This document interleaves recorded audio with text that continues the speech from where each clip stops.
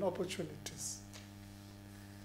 And so in order to address this inherited inequality that is embedded in space, so that they could access basic amenities and jobs close to where they reside.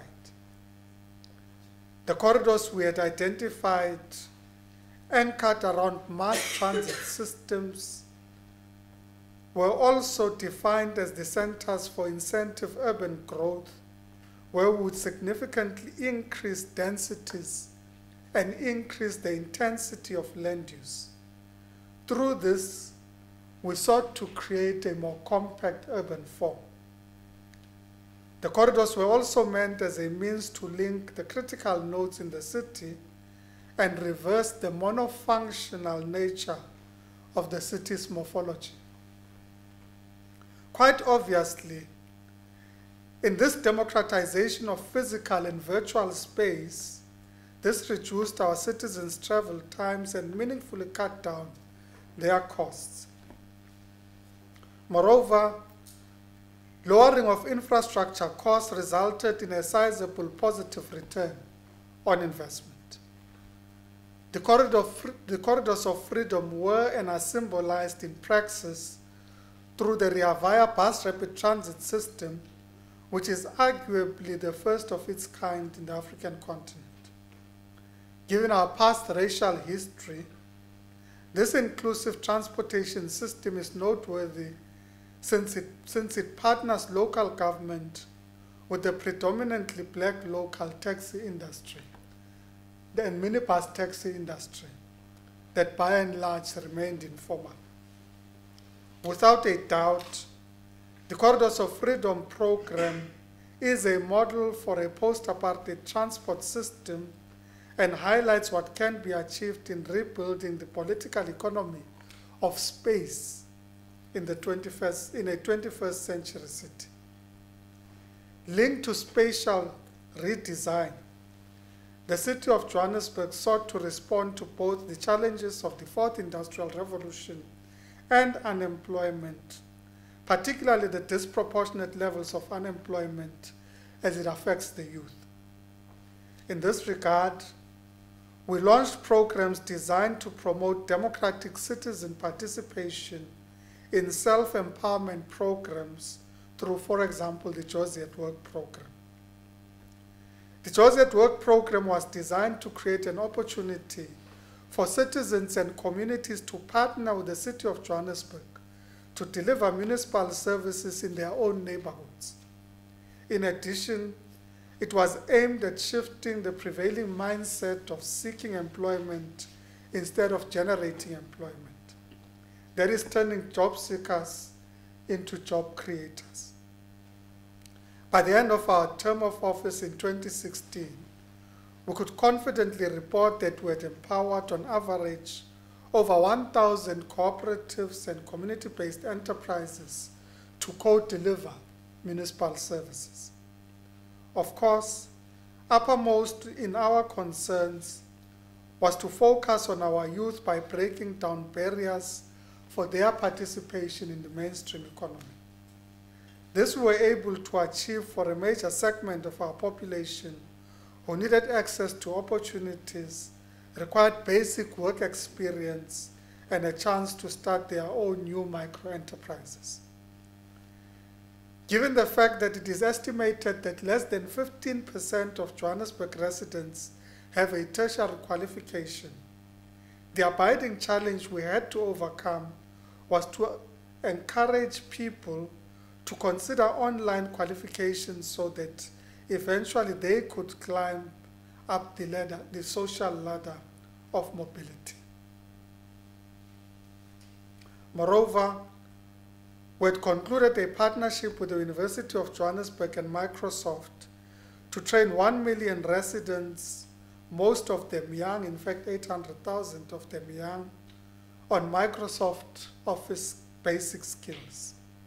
By and large, this was made possible through our network of massive open online varsities, wherein we transformed our libraries into free universities and vocational colleges, teaching what the job market needs and our country needs.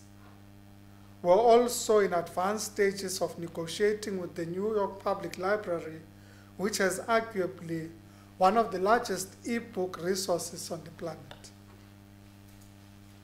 Our partnership with Wits University also allowed us to establish the acclaimed Tshimologong Precinct project, which is aimed at carving space for digital startups in a city where 50% of the population do not have regular access to the internet. I should also state here that in fact, of that 50% that do not have access to the internet, more than 70% actually are, if I may say, digitally illiterate, save for basic access to the cellular phone. Even with the cellular phone, the levels of use of applications has proved to be quite limited. This partnership also gave birth to a space for hosting the only IBM research and development facility on the African continent. Friends and colleagues, we cannot talk about sustainable urban development without mentioning the blue economy in addition to the green economy. The Blue Economy Initiative we undertook in partnership with the Zero Emissions Research and Initiative ZERI, whose operational philosophy sought to evolve from a core business based on a core competence to a portfolio of businesses that generate multiple benefits for business, society, and puts nature back on its evolutionary and symbiotic path. In short, it refers to, among others, employing smart and available innovations to solve complex problems. Excuse me.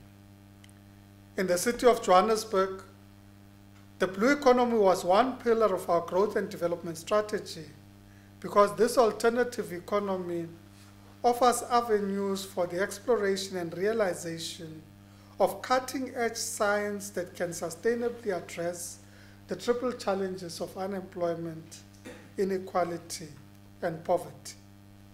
In this pursuit, when we were running the city, we invested energy and resources into exploring economic opportunities in some 29 potential projects which were later presented to the national government. We made these major investments since we believed that if harnessed to their maximal potential, blue economy opportunities relying on, for example, recycling waste products can be turned into usable products to speed up service delivery and engender small-scale, medium enterprises. Some of the blue economy initiatives we launched partly deal with food insecurity affecting many of our people, including the Johannesburg Bread Program, using fruit trimmings to replace flour in, say, bread, which was a cheaper and healthy alternative. We established programs dealing with micro-mushroom farms, linking them to cooperatives, low-flush toilets, converting organic waste to bioenergy, and harvesting gas for fuel and energy. Ladies and gentlemen, which theoretical paradigm, underlined in the title of my keynote address, informed some of our decisions? Why is this rather utopian paradigm favored in a period where it looks like Thatcherite or Reaganite economic ideology is making a comeback debatably in France and even in the United States? It is not by coincidence I'm delivering this keynote address at the T.S. Eliot Theatre. One of the things this Nobel laureate is renowned for is his counsel to endeavor to dream big. As he said, only those who will risk going far can possibly find out how far one can go. Ladies and gentlemen, these flagship programs mentioned above, namely the Corridors of Freedom, Josie at Work, and the Blue Economy are targeted at inclusive urbanism centered on decentralization or localization of administration, finances, and operations. For us in South Africa, inclusive urbanism matters since it's the following factors. First, inclusive urbanism acknowledges the centrality of cities and towns in shaping the fortunes of people and the supporting ecosystem. Second, inclusive urbanism underscores the centrality of cities in provision of fundamental human rights for all citizens, irrespective of class, race, creed, geography, or ideology. Third, inclusive urbanism is synonymous with green urbanism, which highlights the positive and negative effects of our carbon footprint on the supportive environment. I emphasize human rights in echo of the elemental right to the city argument elaborated upon by David Harvey when he says, and I quote, "The right to the city is not merely a right of access to what already exists, but a right to change it after our heart's desire, to remake ourselves by creating a qualitatively different kind of urban sociality," close quote. Hence, these fundamental human rights to the city of Johannesburg for us implied these 5 rights. 1, the right to developmental service delivery, whereby citizens hold us accountable and become active participants in the delivery of services. 2, the right to a spatially integrated and united city where in time, hopefully, we will eliminate the need for private motor vehicles and encourage cycling lanes and pedestrian walkways. Thirdly, the right to a livable city, where people have access to good quality of life, since, to quote Harvey once again, the question of what kind of city we want cannot be divorced from the question of what kind of people we want to be. And for the right to inclusive economic growth by creating economic opportunities. And 5, the right to remake ourselves based on the understanding that the citizens engage not only on the basis of their needs, but also on the basis of their capabilities in the mold of Amartya Sen's argument. Friends and colleagues, it is my reasonable estimation that these programs, viewed as a whole, gave practical and long-term effect to the localization of the new urban agenda, which we all agreed to in Quito, Ecuador. In line with the imperatives set out in the new urban agenda, South Africa's national urban policy is encapsulated in what is called the Integrated Urban Development Framework Vision, which calls for resource-efficient cities and towns that are economically inclusive and globally competitive. The IUDF is explicitly aligned to the global developmental agenda, whereby cities are granted a greater role in driving economic growth, promoting social cohesion, and qualitatively effecting spatial transformation. Which 2 examples give expression to the new urban agenda's implementation in South Africa? I'd like to suggest that firstly, the decentralization of housing and human settlement functions is a key lever for the new urban agenda's implementation.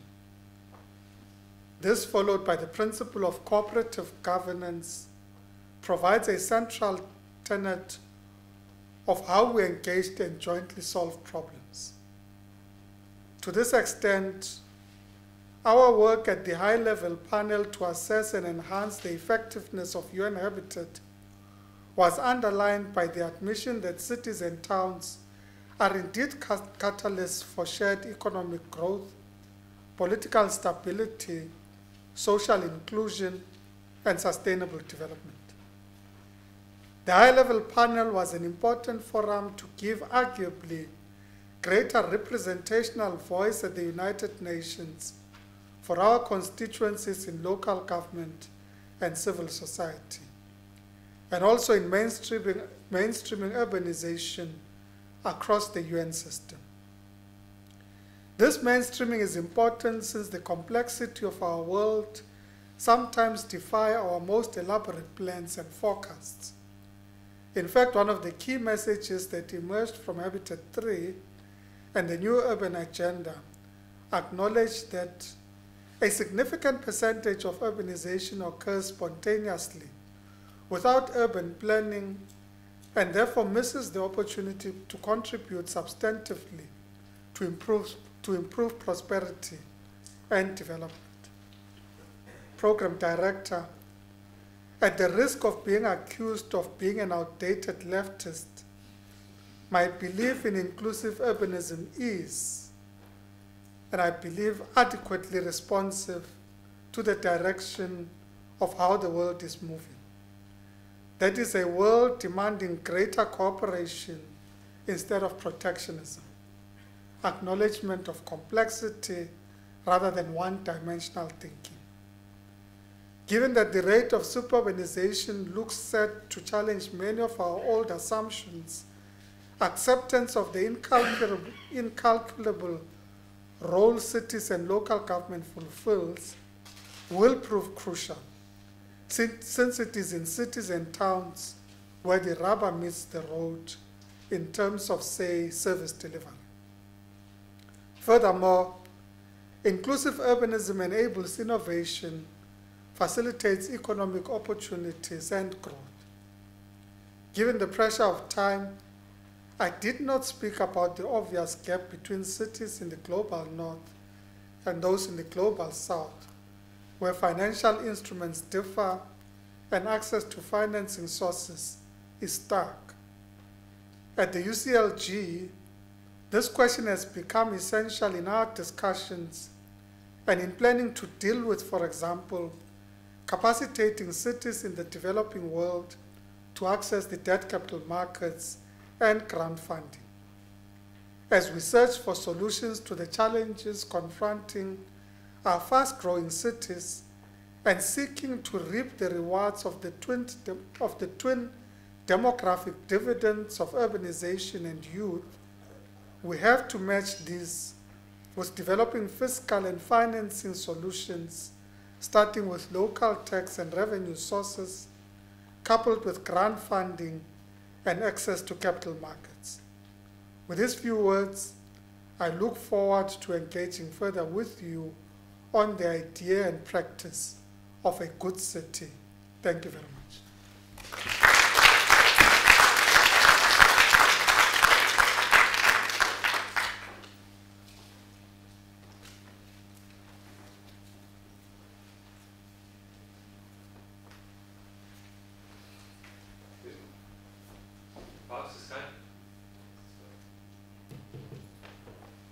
Kindly agreed to take some questions and discussion.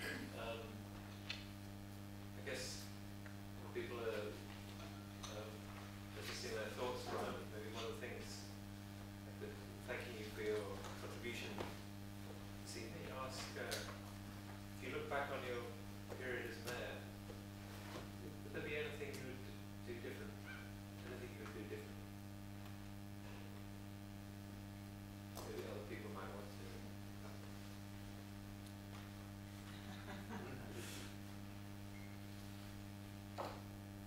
Anything I would do differently, I think, is possibly enhancing the extent to which we build partnerships with communities. So whilst we acknowledge that, in fact, the residents and communities were an integral part of the strategy, the extent to which we were able to consolidate this into a coalition of partners that are part of the solution to the city, I think, is something that requires attention. Sometimes we have the debate, should we have done certain political things differently, because we emphasized a lot of the work that we did on long-term strategy, but that doesn't mean an election. And So a lot of what we did was futuristic, it was about strategy, it was about trying to redefine how the city works in the more fundamental ways. But that doesn't always reach out to communities in terms of what is the here and now, which is what people want to talk about.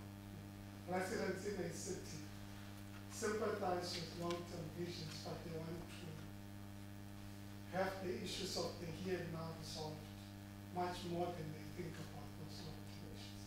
And I think that it's not, we didn't reach the best balance. Thank you. A couple of questions. You have one just here and one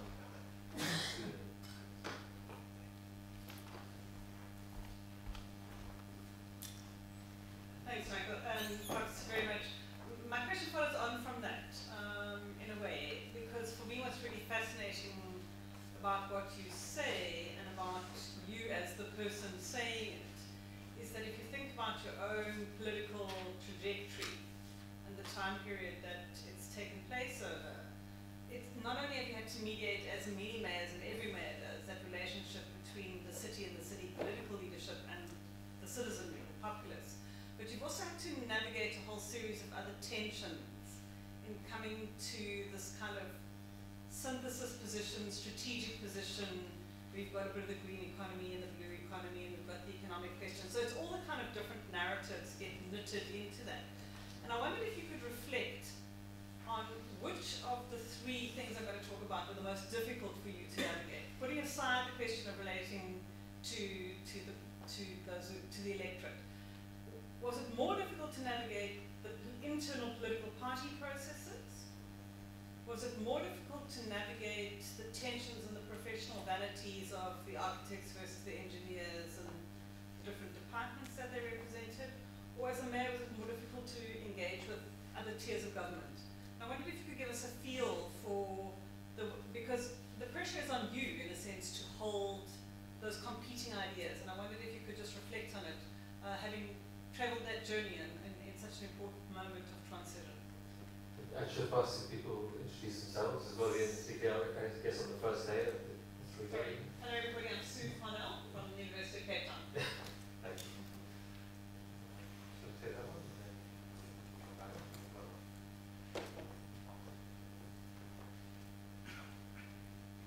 I think navigating the intergovernmental system is a lot more difficult. It's easier said than done. South Africa is designed a cooperative governance system that should, in essence, institutionalize an intergovernmental system that's relatively easy to navigate. But the reality is that getting into a long-term vision and collectively investing in that direction proved a lot more difficult. Even because in that instance it was the same political party that would engage with local, provincial, and national level. But reconciling what everybody does always proved difficult. And that doesn't mean the other issues were not equally complex, because sometimes you find that the administration is quite comfortable in doing the things that they do on a daily basis in their respective professions and do not want to introduce new paradigms to the work that they do. But I do think that if we are talking to you as a South African now, if we can resolve the intergovernmental system and collective focus to what needs to be done, as encapsulated in the integrated urban development framework that says the local government's ITP should form the basis of everybody's investments, then in fact you could get much better results. This time I'll come back to you from your UCLG hat on that. Thank you so much for your presentation. I'm Ingrid LaFleur. And I'm just curious about thinking about inclusivity. I'm wondering how can that be achieved? You spoke about various programs that are very interesting in policy, but thinking at a social, cultural level, I'm just wondering how do you deal with the complexities of things like racism that kind of create more of a divide and a barrier to basically achieving that inclusive goal?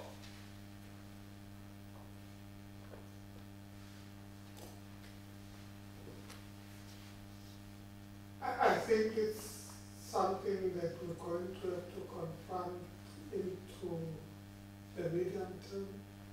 It's not something that you are likely, particularly with our history in South Africa, you're likely to overcome. Let's talk about what it means in the South African context. The reality is that the concentration of wealth and opportunity is largely in white hands, and therefore the ability to buy yourself out of the system exists. So as we seek to build an inclusive city, you're finding the creation of a lot of enclaves. There are gated communities where people are creating their own amenities, literally, that exclude them from the rest of what the city wants. And I can quote a few where literally people might not have to leave the gated community to interact with what the urban amenity is and its challenges and opportunities. So the wealthy are able to buy themselves out of the rest of the challenges that you confront, and their contribution becomes a transactional relationship, which is I pay my taxes, I pay my dues, and I hold you accountable to the dues that I pay. But the rest of what happens in the city is not really my business. I've kind of bought myself out of it. And now it's moving into public services. So you're having microgrids in certain estates that now get communities off the grid. So what South Africans complain about, we don't have access to adequate energy. A few years ago, we had load shedding as a problem, we had to switch off electricity. There are now enclaves of communities that literally can continue living without access to the grid. And people have been able to buy themselves out of the system. It doesn't suggest that the emerging black, wealthy, and middle class is not part of that sort of solution, but it's not resolving the inherent racial character of the problem. Other comments or questions?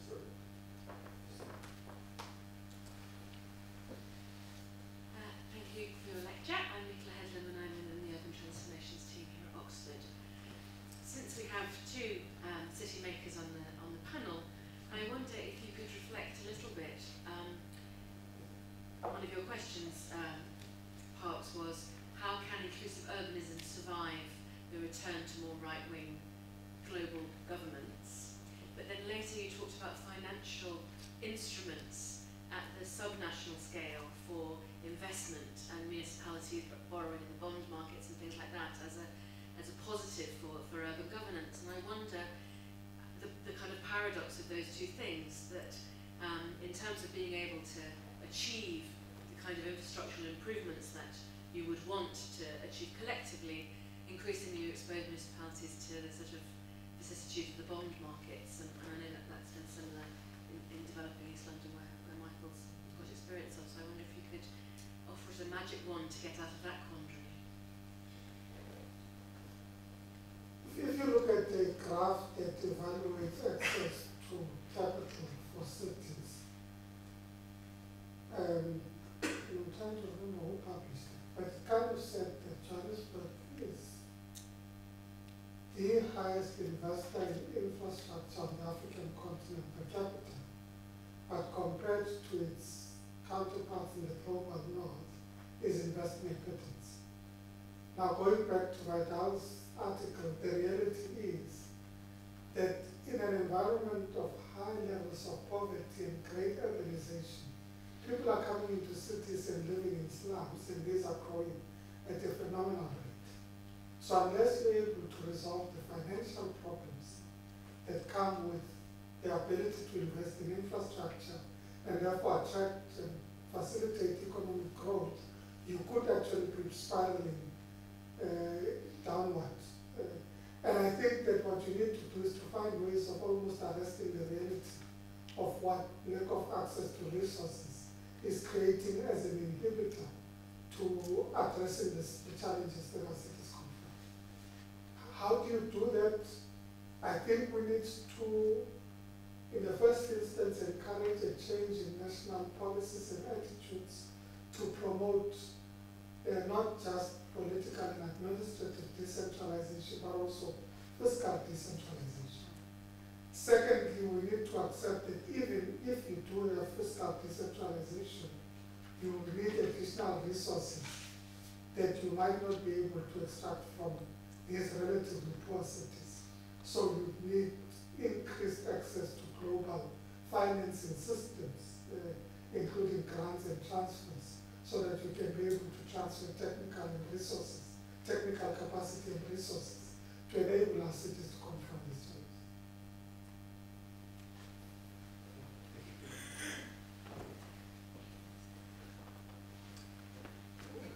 Hi, thank you for the presentation. My name is Andresa, also from Urban Transformations. And I was very interested when you mentioned that, responding to Michael Key's question, that one of the things you would like to have done a bit more perhaps would be the engagement with communities, and you also mentioned in our presentation about participatory democracy. And my question is, how to engage with communities, and should the state really create a more institutional platform for these communities, and what is the role that communities and social movements have in being a thing on its own or incorporates with the state? In many ways, governments find themselves to be almost on the opposite side of what essentially social movements are pursuing. That is in terms of execution. In our context, ideologically, we should be much closer, but when we get into administration, it gets a lot more difficult. Sometimes they say it's part of the problem of being in government. You kind of get trapped in the administrative government systems that creates a social distance between government and community. And it's something that we need to resolve, because in fact there's a great asset and knowledge base in communities that governments should tap into, as opposed to seeing them only as people that protest because they have particular problems, or people that are only lobbying for a particular agenda. I think that we should find ways of almost seeing them as partners and leverage their capabilities and capacity to be able to move forward. And I suspect that it's possibly maybe suggesting that it's the magic word we're looking for might be a bit extreme, but close to it. Because people invest in different ways in their own means. Can you be able to ensure that those investments work in the collective common direction? People that live in slums, in the context of a Johannesburg, generally almost always have either bought a piece of land from somebody who doesn't own the land. So it means people have invested in where they live, or they pay rent to some, as we call them, shared lots in South Africa. So it doesn't mean people are not investing in their future or in their current. It's a question of how to ensure that that investment is harnessed and enabled to help grow the city. For those of my colleagues here who are South African, I should say one of the biggest mistakes we made in post-apartheid South Africa, or a 24-year-old country, is to create a high degree of dependency from the public. So anything that comes from government, people almost expect it to be done for them. But when it's done by somebody else, you're prepared to pay it. Government gives you a free house, but you're going to pay for a check. There's a contradiction there. But that's a culture that we've created that I think we need to reverse, so that people understand that co-investing is part of co-creation and our development strategy.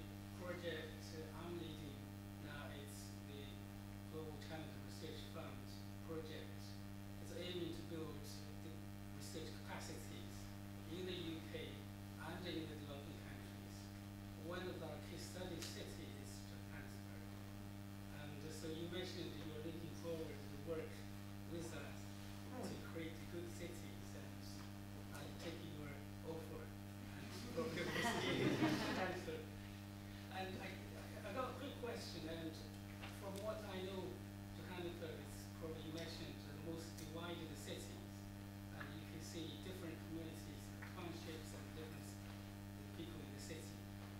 When you talk about participation, how difficult do you to encourage the participation from different communities? And is it easier to get the people in the normal part of the city to participate in decision making, or is it easier to encourage the slum dwellers to participate? It depends on the subject.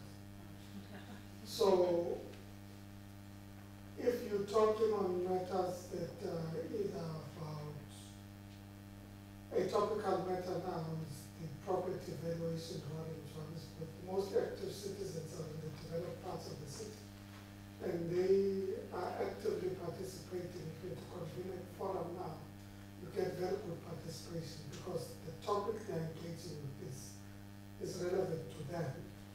Whereas in an informal settlement, if you're talking property tax, they don't even want to talk to you. After all, they don't pay property tax. If you're talking about building houses for them, then you're talking a different language. And it's possibly something we need to find different ways of resolving, because it means you need to say to people that we're all in this together. So depending on how much we're able to raise from taxes will inform how much we're able to invest, so everybody should be part of the same conversation. Maybe the mistake is also on the side of government that separates the conversations as opposed to making it one comprehensive conversation about everything that confronts the city. Certainly, we would look forward to any partnership, extending it to Johannesburg. We have the South African Cities Network in South Africa, and the other organizations that are involved with whom are to build more coalitions and partners to address the challenges that we deal with, but also the great opportunities there are.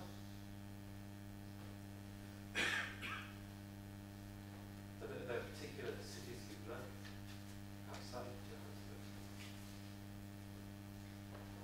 I think to continue to learn from different cities.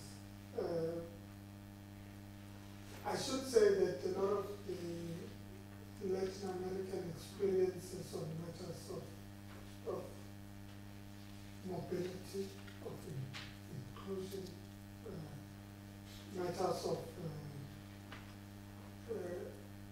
an evolving fiscal framework are quite interesting. So ranging from Curitiba to Bogota, the mobility solutions there are quite interesting. Porto Alegre in relation to consolidating local democracy is interesting. But there are also interesting cities in the global north. So dealing with different issues. So Barcelona is an interesting city looking at the right to the city right now. In fact, they've become our champions on the right to the city, because the reality is that there are new spatial dynamics emerging from developments such as Airbnb that are displacing people at a phenomenal rate, in particular poor people in those cities. And a city like Barcelona is beginning to confront some of those issues.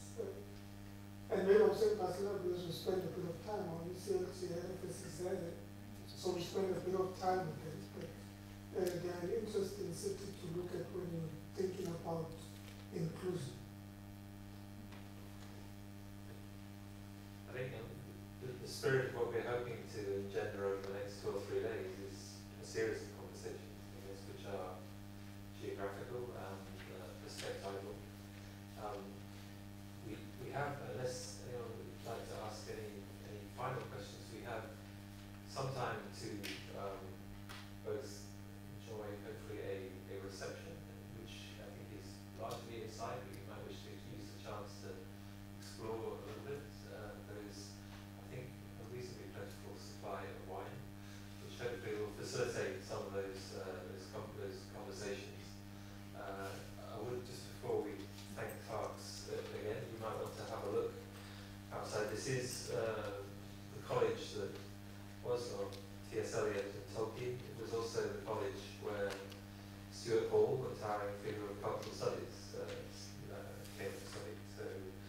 paradoxes of these particular buildings, I guess, resonate through a number of the themes that you were talking about, not least that if you want to go down the city wall out of the garden, you will notice that in the middle of the city wall there is a gate where the lepers actually came for alms. So that sense of the walled and gated city is with us in different forms, I guess, now, but has its own roots.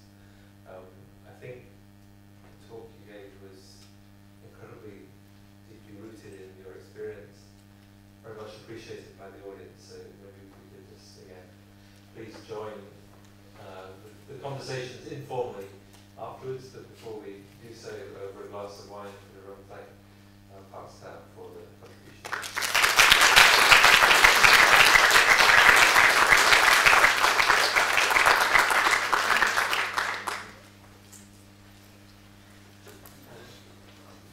Sorry, just before everyone breaks, what I should have done at the beginning is just identify Nick Simchikaresi and Andresa de Santos, who've been the hard work behind all the conference. We'll be thanking them again later, I'm sure, but we'll also be there as sources of information if anyone wishes to know more, as well as other colleagues from the Urban Transformation Programme, Nicola Hetman, Igor Calzada, Peter Grant over here.